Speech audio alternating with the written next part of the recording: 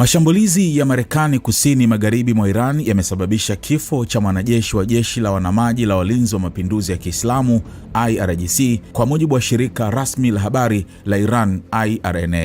IRNA imeripoti kuwa Mohammad Reza Ghazin aliuawa katika mji wa bandari wa Mashahir karibu na mpaka wa Iraq baada ya kupigwa na vipande vya mlipuko wakati akikabiliana na drones za adui. Taarifa hiyo imenukuu tamko la IRGC ambalo limemtaja Ghazin kama aliyefariki kishahidi wakati wa shambulizi hilo.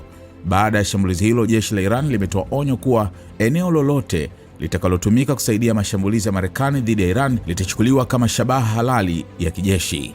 Msaada wowote utakaotolewa kwa jeshi vamizi la Marekani ili kukiuka mamlaka na ardhi ya Iran ya Kiislamu utakuwa shabaha halali ya vikosi vya ulinzi, jeshi hilo limesema katika taarifa.